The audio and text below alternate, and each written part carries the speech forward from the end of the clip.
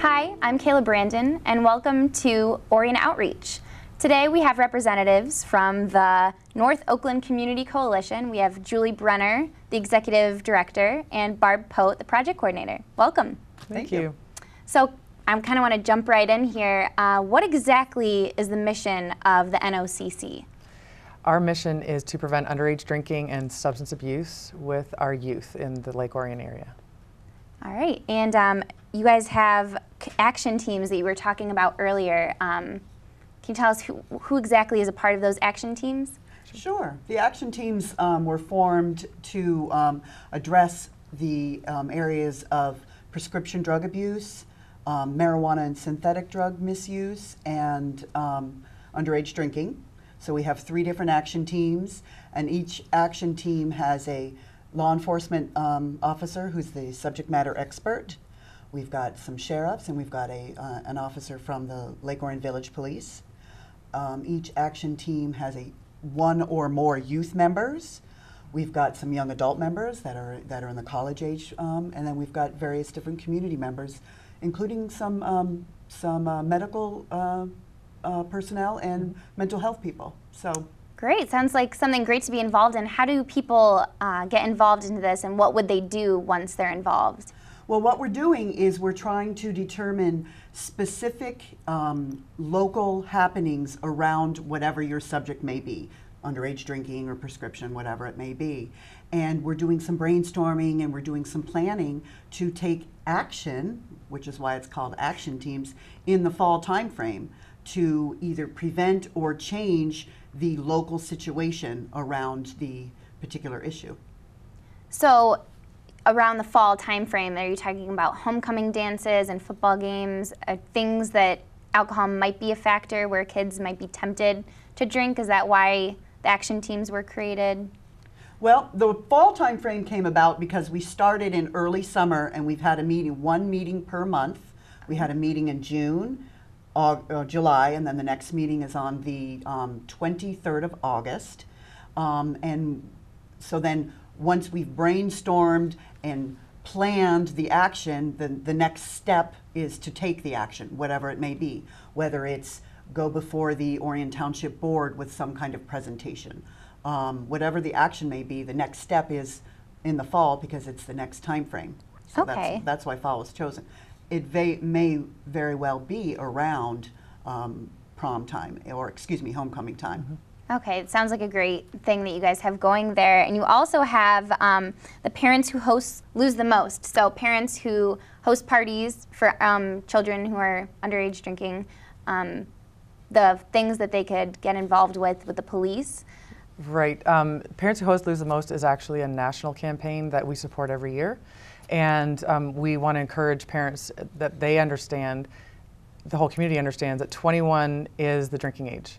And if you're supporting graduation parties or any kind of opportunity to allow your kids to use alcohol, you can be fined. There are consequences for the parents as well as the kids. So I think it's kind of common knowledge, 21 is a drinking age, but sometimes it just needs to be reinforced.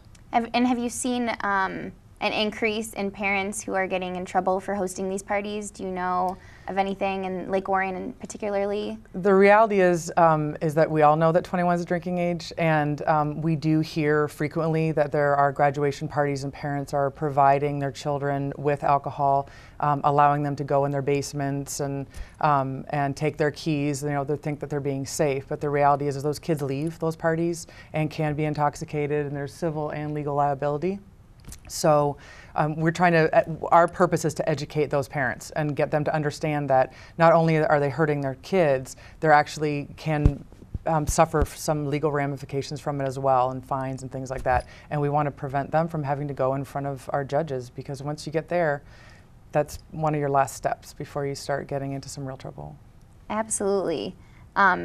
Going away from the alcohol, you guys were also a front runner in synthetic drug, the ban on K2 and everything in Lansing. Can you talk more about the process of that, how you got there? Sure. It was actually the chief of police with the Lake Orion Police Department, Jerry Narsh. He approached us. He was also a board member, and he sits on our advisory committee currently. That brought it to Oakland County, I would say Oakland County's attention a few years ago. Probably, it's got to be about 3 years ago now. And unfortunately, with the recent death, I believe it was in Bloomfield, it became a bit more of an Oakland County-wide issue. So it's been a long process. Unfortunately, in a lot of situations, it takes a tragedy before a community steps up.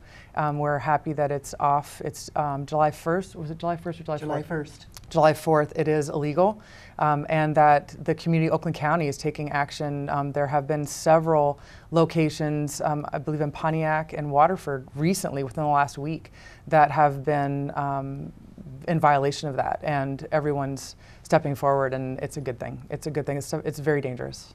What would you tell a kid if they were thinking about doing synthetic drugs? What would you tell them if they were here today? Don't. It's very dangerous.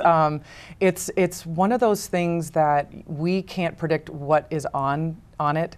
Though the package says it's not for human consumption, that's not to say that kids do experiment, and we understand that. But we can't even predict what the reaction's going to be, and there's a lot of psychotic tendencies, and I mean anything in national media right now, it's horrifying to watch. And you know, substance abuse is prevalent in our community. It's real, it's here, it's happening. And not only do the kids need to understand that, but I think every community member needs to understand that too. And that's what we're trying to basically do, is keep kids alive. And as a parent in this community as well, I'd like to be a grandparent someday. And so I want to make sure that not only our kids, our generation and our kids, but their kids too. And the substances that are in Oakland County, let alone Lake Orion, are stronger, more dangerous, they're more accessible, they are cheaper. And what we used to deal with as as kids ourselves was underage drinking was kind of the normal. Well, now we've got issues with heroin and bath salts and all these synthetic drugs that are coming about that are so much more vastly dangerous and fatal. So we're trying to prevent that. The challenge also with the synthetic drugs, particularly the one that's called K2 or synthetic marijuana, is it's like potpourri. So it looks innocuous, but they spray poison, for all intents and purposes, on it to make it seem like the child is getting high, when really the child is inhaling poison. It's an unknown. So the youth does not know what they're inhaling, does not know what they're putting into their body, and can kill them, as Julie said. So I think synthetics is particularly insidious because it's very inexpensive and it looks like potpourri. So. Wow. Can you touch on maybe some warning signs that parents might want to look out for to see if their kids are using these synthetic drugs? Are there anything like change in appetite, change in behaviors? Is there anything that parents should look out for to see maybe if their kids are doing these things behind their back? Well, I would say all of the above. One of the things that we definitely talk about is pay attention. And if you're noticing that money's going missing, things like that are a little off. Synthetics, it's a different ball game, and I can't honestly say we can predict every single piece of or different behavior, because it is so it's so toxic. And where one person may suffer a psychotic episode, another person might just want to go and have a nap. Like, it's completely different. It depends on body chemistry. So things to look out for with any kind of substance use would be, is there a change in your child's behavior that's not normal? Are grades going down? Have they chosen, new friends? Are they, playing on the same teams that they were playing on? Or are they becoming a little more reserved and... There's also physical changes. Yeah. Are their eyes red? Are they sleepy and tired all the time? Are they irritable? Are they hungry or not hungry? Just, your child. Yeah. You know your neighbor's child. You know your grandchild. If that child is different, if that child is, if you got that red flag as a parent or a grandparent, listen to your red flag and do some research. And ask. Ask. Yeah. Ask. Have the conversation. Absolutely, Exactly. because we're getting away from, we were talking earlier about texting and technology, and a lot of the time, you know, that's most of the time I would say that's how people are communicating back and forth, even as adults. And where did the moment go away where you were actually sitting across from your child having an eyeball to eyeball conversation? You know your child the best. I totally agree with Barb. And if you're seeing some weird behaviors, ask. You know, it's your home. If you're paying for the phone or the car or whatever, it's your right to be able to go in and search them and take a look and see what's going on in those areas that are under your roof. So, you know, I don't want to, you know, break trust between a child and a parent, but at the same time, if you're seeing things that are a little bizarre, you want to keep them healthy and safe. That's what you're put on this earth for, so do something about it. Right, well, it sounds like you guys have a great mission and you're very passionate about it. You also have events that are in the community coming up. Can you talk a little bit about those so that people can get involved in what you guys are doing here? Sure. Sure.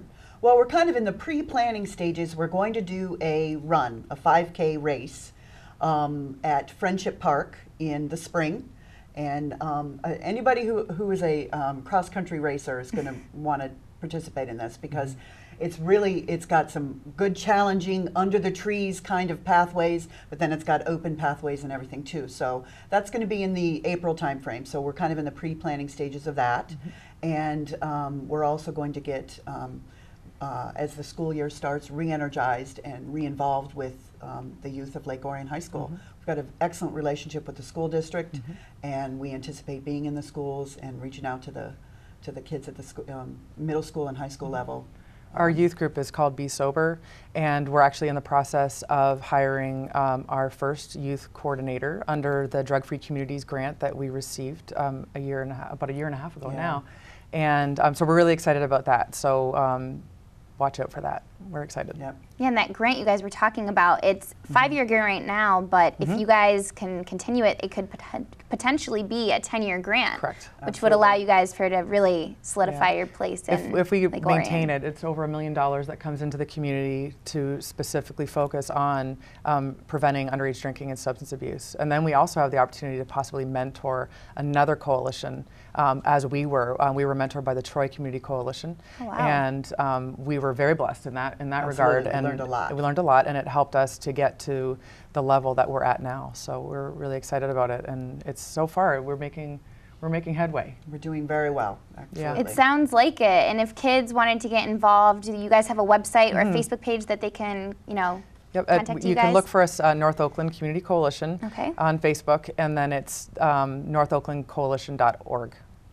All right. Yep, and Twitter account too. Twitter, so and we're we're on everywhere. LinkedIn, Twitter, so just- all social media. Watch for new blogs and things like that. That's all coming up. Yep. So, and for the youth, it'll be under besober.org, and that's coming up. Yeah, and you guys have potential giveaways you were telling me about earlier for kids. You had brainstormed some we're ideas. Excited. We're excited about that when we start getting in, really doing programs and outreach with the youth. We've got all kinds of goodies with our name on it that we're going to start giving away. We've always got pens, so if anybody wants a pen, we've always got pens. We love our pens. Call Barb. But Yeah. call me, that's right. So.